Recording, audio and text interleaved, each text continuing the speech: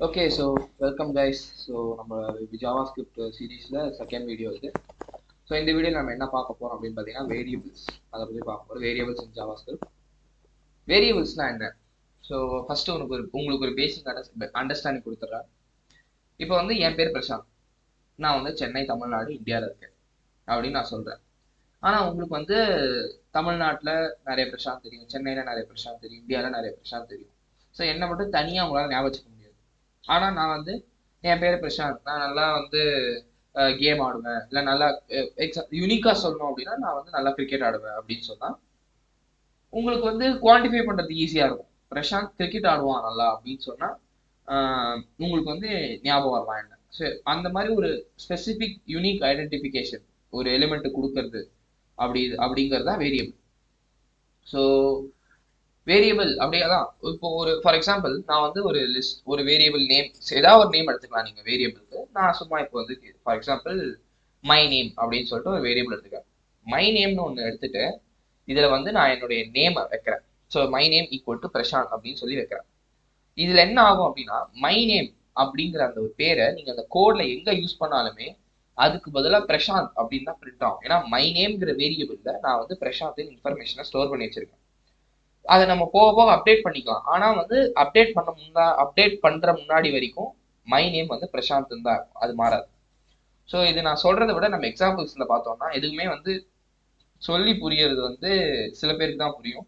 Examples பார்த்தா 99% புரிஞ்சிடும். அந்த 1% அவங்களுக்கும் புரியல அப்படின்னா நீங்கள் கமெண்ட்ல சொல்லுங்க, கண்டிப்பாக நான் எக்ஸ்பிளைன் பண்ணுறேன், நான் டீட்டெயில் எக்ஸ்பிளனேஷன் பண்ணுறேன். ஸோ வந்து எஸ், நம்ம இப்போ எக்ஸாம்பிள்ஸ் பார்க்க ஆரம்பிச்சோம்னா, ஸோ நம்ம லாஸ்ட் வீடியோவில் பண்ண மாதிரி குரோம் டெவலப்பர் டூல்ஸ் தான் போய் இந்த வீடியோவையும் நம்ம கோட் டைப் பண்ண போகிறோம்.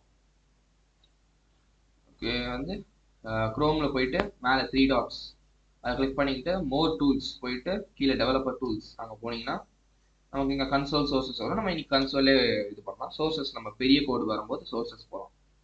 ஸோ ஃபஸ்ட்டு வேரியபிள்ஸ் பற்றி நம்ம பார்க்கறதுக்கு முன்னாடி நான் வந்து உங்களுக்கு ஒரு 2 ஃபங்க்ஷன்ஸ் இன்ட்ரடியூஸ் பண்ண போகிறேன்.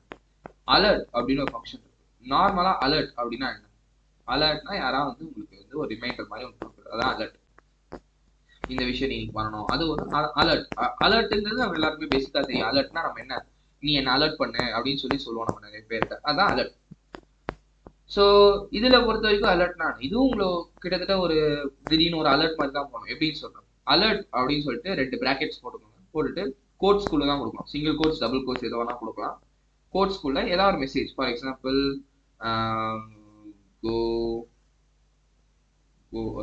கோட் ஸ்கூல்ல கொடுக்கணும். கோ டு ஜிம் நவ் அப்படின்னு சொல்லிட்டு நான் ஒரு அலர்ட் கொடுக்குறேன். கொடுத்துட்டு என்டர் கொடுத்தேன் அப்படின்னா மேலே ஒரு பாப்அப் மாதிரி எனக்கு வரும். ஸோ இந்த பாப்அப் தான் அலர்ட். ஸோ நான் இங்கே அலர்ட் கொடுத்து என்டர் கொடுத்தோடனே கோ டு ஜிம் நவ் அப்படின்னு சொல்லிட்டு எனக்கு ஒரு அலர்ட் வரும். ஸோ இது வந்து ஒரு டைப் ஆஃப் அலர்ட். இன்னொரு ஃபங்க்ஷன் இருக்கு, ப்ராம்ப்ட்னு ஒரு ஃபங்க்ஷன் இருக்கு. PROMPT ப்ராம்ப்ட் அப்படின்னு சொல்லிட்டு ஒரு ஃபங்க்ஷன் இருக்கு. இந்த ஃபங்க்ஷன் என்ன பண்ணும், இதுவும் கிட்டத்தட்ட அலர்ட் மாதிரி தான். ப்ராம்ப்ட்னு கொடுத்துட்டு 2 double quotes or single quotes எதுல வேணாலும். இதுல வந்து நம்ம வந்து அலர்ட்டுக்கும் இதுக்கும் ஒரே ஒரு டிஃபரன்ஸ் தான். வாட் இஸ் யோர் நேம் அப்படின்னு சொல்லிட்டு நான் கொடுக்குறேன். ஸோ நான் கொஸ்டின் போடுறதுல வச்சு நீங்கள் நிறைய பேரால் கெஸ் பண்ண முடியுது என்ன பண்ணணும்னு.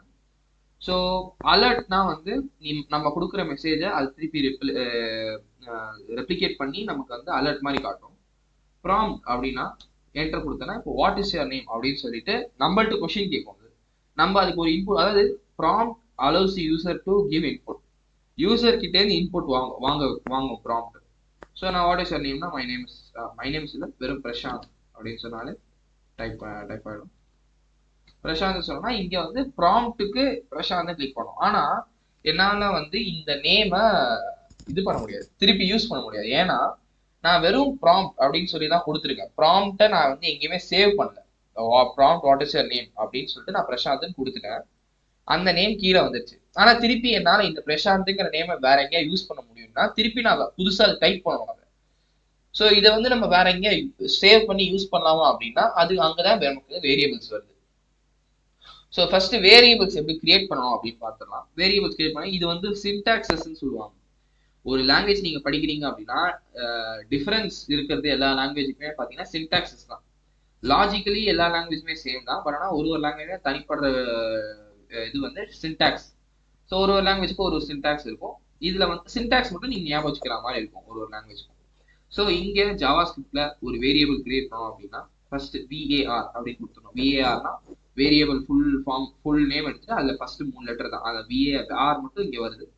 ஸோ var வேரியபிள் நேம் நீங்க என்ன வேணா கொடுக்கலாம். அது சில ரூல்ஸ் இருக்கு, அந்த ரூல்ஸ் நம்ம கடைசியில பார்ப்போம். இப்போதைக்கு ஃபார் எக்ஸாம்பிள் மை நேம் அப்படின்னு கொடுக்குறேன். மை நேம் அப்படின்னு சொல்லிட்டு ஒரு வேரியபிள் கொடுத்துட்டு இங்க வந்து நான் இப்போ திருப்பி ப்ராம்ப்ட் கொடுக்குறேன். So prompt what is your name அப்படின்னு சொல்லிட்டு நான் இங்க வந்து ஒரு ப்ராம்ப்ட் கொடுக்குறேன். இங்க ஒரு செமிகோலன் போடணும். இது வந்து இதெல்லாம் தான் சின்டாக்ஸ். செமிகோலன் போட வேண்டியது ஒரு சின்டாக்ஸ், அப்புறம் var அப்படிங்கிறது ஒரு சின்டாக்ஸ், அப்புறம் ப்ராம்ப்ட்டுக்கு பக்கத்துல வந்து 2 பிராக்கெட் போட்டு அதுக்குள்ள 2 கோட்ஸ் போட்டு அதுக்குள்ள நம்ம மெசேஜ் போடணும். அதெல்லாம் சின்டாக்ஸ். ஸோ சின்டாக்ஸ் நம்ம போக போக நம்ம இது யூஸ் பண்ண பழகிடும். ஃபர்ஸ்ட் டைம் கத்துக்கும் போது கொஞ்சம் கஷ்டமா இருக்கும். போக போக நீங்களே சரி ஓகே அதை நீங்க யோசிச்சு போடணும்னு இல்லை, டைப் பண்ண உங்களுக்கே தானா வந்துடும். ஸோ ஆனால் ஃபர்ஸ்ட் டைம் கொஞ்சம் போடும் போது தான் கஷ்டமா இருக்கும், போக போக ஈஸியாகும். ஸோ எஸ், இப்போ வந்து ஜாவாஸ்கிரிப்ட்ல ஒரு வேரியபிள் கிரியேட் பண்ணோம்னா வார் அப்படி ஃபர்ஸ்ட் வார் மென்ஷன் பண்ணிட்டு அப்புறமா கீவேர்ட், அதாவது நீங்க என்ன நேம் வேணுமோ என்ன பேர் வேணுமோ நீங்க டைப் பண்ணிக்கலாம். நான் இங்க மை நேம் டைப் பண்ணிட்டேன், நீங்க உங்க பேரே டைப் பண்ணலாம், இல்ல வேற ஏதாவது டைப் பண்ண நம்மன்னு டைப் ஏதோ டைப் பண்ணலாம் நீங்க. அப்புறமா ஈக்குவல் டு போட்டுட்டு ப்ராம்ப்ட் நம்ம என்ன பார்த்தோம், ப்ராம்ப்ட் வந்து நம்ம யூசர் கிட்டே இருந்து இன்புட் வாங்குறதா ப்ராம்ப்ட். ப்ராம்ப்ட் கோட்ஸ்ல வாட் இஸ் யுவர் நேம் அப்படின்னு சொல்லி கேட்டிருக்கேன், ஒரு செமிகோலன் லாஸ்ட்ல போடுறேன். இது என்ன பண்ணும், நான் ரன் பண்றதுக்கு முன்னாடி என்ன பண்ணுவேன், மை நேம் அப்படிங்கிற வேரியபிள்ல ப்ராம்ப்ட்ல நான் ப்ராம்ப்ட்ல என்ன டைப் பண்றேனோ அது போய் மை நேம்ல ஸ்டோர் ஆகும். இப்போ நான் வந்து என்டர் கொடுத்துட்டு ப்ராம்ப்ட்ல வந்து பிரசாந்த் அப்படியே கை போயிடுச்சு அப்படியே. சரி ஓகே, பிரச்சிட் பண்ணி அப்படியே டைப் பண்றேன். ஸோ இது வந்து இங்க வராது இப்போ. ஓகே, நான் இப்போ வந்து மை நேம் திருப்பி என்டர் கொடுத்துன்னு வச்சுக்கோங்க. சாரி, மை நேம் போட்டேன். சாரி, மை நேம் போட்டேன்னா பிரச்சிட் பண்ணிடுவோம். ஏன்னா மை நேம் அப்படிங்கிற வேரியபிள்ல நான் ப்ராம்ப்ட்ல என்ன டைப் பண்ணேன், பிரச்சிட் பண்ணி டைப் பண்ணேன். ஸோ மை நேம் அப்படிங்கிற வேரியபிள்ல பிரச்சிட் போய் சேவ் ஆயிடும். ஸோ இனிமேல் நீங்க மை நேம் எங்க யூஸ் பண்ணாலுமே பிரச்சிட் தான் வரும். அன்லெஸ் நான் வந்து இப்போ திருப்பி மை நேம் போட்டு இப்போ ஃபர்ஸ்ட் டைம் நீங்க ஒரு வேரியபிள் கிரியேட் பண்ணும்போது தான் நீங்க வந்து VARலாம் போடணும். செகண்ட் டைம் அதே வேரியபிள் எடிட் பண்றீங்க அப்படின்னா அதுக்கு VAR தேவையில்லை. மை நேம் போட்டுட்டு மை நேம் ஈக்குவல் டு நான் வந்து இப்போ நான் ப்ராம்ப்ட் போடல, டைரக்டா மாத்திடுறேன். பிரச்சிட்டோனில இருந்து பிரசாந்த் அப்படின்னு மாத்துறேன். பிரசாந்த் மாத்திட்டேன் அப்படின்னா இப்போ மை நேம் பிரசாந்த். இப்போ நான் திருப்பி மை நேம் அப்படின்னு கொடுத்தேன்னா இப்போ பிரசாந்த் வரும். ஏன்னா நான் மை நேம் ஃபர்ஸ்ட் பிரச்சிட்டோனின்னு இருந்தது, நான் அது திருப்பி எடிட் பண்ணி மை நேமை பிரசாந்தா மாத்திருக்கேன். ஸோ இப்போ நான் மை நேம் டைப் பண்ணா எங்க டைப் பண்ணாலுமே பிரசாந்த் தான் ஆகும். ஸோ இது வந்து நம்ம வேரியபிள்ஸ் எடிட் பண்ணிக்கலாம். ஸோ எல்லாம் சொல்லிட்டேனா, var my name keyword. Okay fine. இப்போ ஐ திங்க் வேரியபிள் பத்தி எல்லாம் சொல்லிட்டேன். இப்போ வந்து நம்ம வந்து ரூல்ஸ் பார்க்கலாம். என்ன ரூல்ஸ் அப்படின்னா, வேரியபிள்ஸ் நேம் பண்றது எப்படிங்கிறதுக்கு சில ரூல்ஸ் இருக்கு. அது என்னென்ன ரூல்ஸ் இப்போ நம்ம பார்ப்போம்.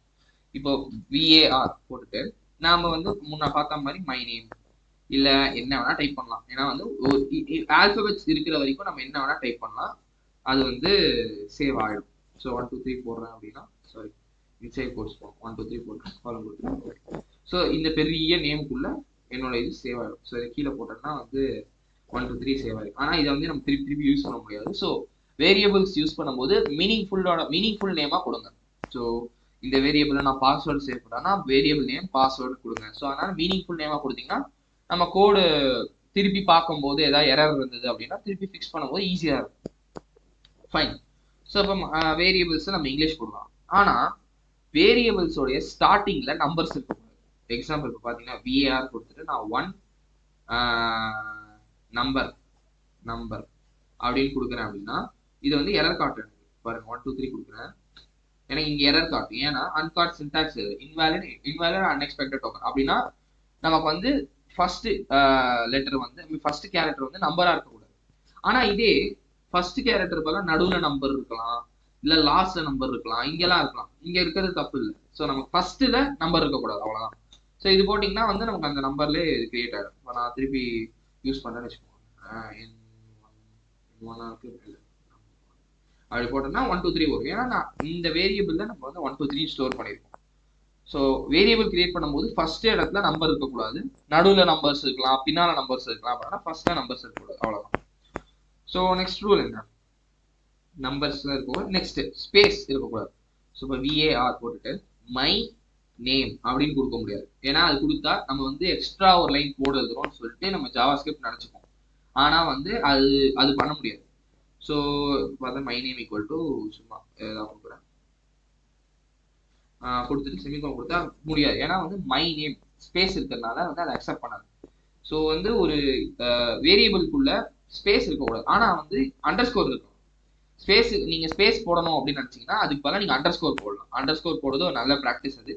ஸோ பெரிய பெரிய வேரியபிள்ஸ்லாம் எழுதும்போது நீங்கள் அண்டர் ஸ்கோர் போட்டிங்கன்னா படிக்கிறவங்களுக்கு ஈஸியாக இருக்கும், என்னன்னு புரியும். ஸோ அண்டர் ஸ்கோர் போட்டு பழகுங்க நெக்ஸ்ட் டைம் வேரியபிள் போடும்போது. ஸோ மை நேம் அப்படின்னா இது ஏ நேம் அப்படின்னு சொல்லிட்டு ஈஸியாக புரிஞ்சிடும். இது வந்து வேரியபிள்ஸ் வராது. ஸோ நான் மை நேம் அப்படியே சாரி மை நேம் அப்படின்னு போட்டேன், சாரி மை நேம் போட்டேன்னா பாஸ்வேர்ட் அது நான் இங்கே கொடுத்துருக்கனால அப்படி வருது. ஸோ மை நேம் அப்படின்னு மை அண்டர் ஸ்கோர் நேம் போடும்போது அந்த மாதிரி வரும். ஸோ வேற என்ன? ஸோ சம்மரைஸ் கடைசியாக போகும். அதே மாதிரி ஹைஃபன்ஸ் இருக்கக்கூடாதுன்னு நினைக்கிறேன், செக் பண்ணிடுறேன். பிஏஆர் போட்டுட்டு மை ஹைஃபன் நேம், ஆமாம் நேம் ஹைஃபன் இருக்கக்கூடாது நேம்ல, ஐ மீன் வேரியபிள், சாரி இதெல்லாம் கொடுத்துட்டு ஹைஃபன் இருக்கக்கூடாது. ஃபைன். ஸோ நம்ம இப்போ சம்மரைஸ் பண்ணலாம். ஒரு வேரியபிள்ஸ் வந்து கிரியேட் பண்ணுறதுக்கு ரூல்ஸ் என்ன? ஃபர்ஸ்ட் திங், நீங்கள் வந்து ஆல்ஃபபெட்ஸில் என்ன வேணால் போட்டுக்கலாம். ஸ்பெஷல் கேரக்டர்ஸ் போடலாமா செக் பண்ணிக்கலாம். மை ஆல்ஃபபெட் ஹேஷ்டேக் போட முடியாது, ஏன்னா ஹேஷ்டேக் வந்து எனக்கு கமெண்ட்ஸில் போயிடும் நினைக்கிறேன். %% போட முடியுமா? ஓகே, ஸ்பெஷல் கேரக்டர்ஸ் இன்க்ளூட் பண்ண முடியாது. ஃபைன். ஐசோ டாலர்ஸ் இன்க்ளூட் பண்ணான்னு நினைக்கிறேன்.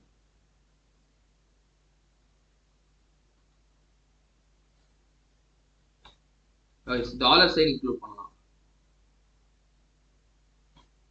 ஃபைன். டாலர் சைன் தவிர நீங்க வேற எது இன்க்ளூட் பண்ணாலுமே தெரிஞ்சு வராது. பட் ஆனால் சில ஸ்பெஷல், ஏன்னா எல்லா ஸ்பெஷல் கேரக்டர்ஸுமே வராது, நான் எதுவுமே செக் பண்ணல இன்னும். இப்போதைக்கு டாலர் சைன் மட்டும் செக் பண்ணியிருக்கேன். ஸோ நம்ம என்ன சொல்றது, எல்லா ஸ்பெஷல் கேரக்டர்ஸும் செக் பண்ண நம்மளால கண்டுபிடிக்க முடியும். இப்போதைக்கு நம்ம சம்மரைஸ் பண்ணிடலாம். வேரியபிள்ஸ்ல கிரியேட் பண்றதுக்கு என்னென்ன பண்ணலாம். ஸோ நம்ம நடுவில் ஸ்பேஸ் வரக்கூடாது, அண்டர் ஸ்கோர் வரலாம், ஹைஃபன் வரக்கூடாது, ஸ்பெஷல் கேரக்டர்ஸ் டாலர் தவிர இப்போதைக்கு வேற எதுவும் ஒர்க் ஆகாது. மேபி சம் ஒர்க் ஆகலாம், நான் செக் பண்ணிட்டு உங்களுக்கு கமெண்ட்ஸ்ல சொல்றேன். அப்புறமா வந்து நம்பர் ஸ்டார்டிங்ல வரக்கூடாது, எண்டிங்ல வரலாம், நடுவில் வரலாம். ஸ்டார்டிங் கேரக்டர் தவிர எங்க வேணா நம்பர்ஸ் வரலாம். ஸோ இவ்வளோதான் ரூல். வேரியபிள்ஸ் கிரியேட் பண்ண இவ்வளோதான் ரூல்ஸ்.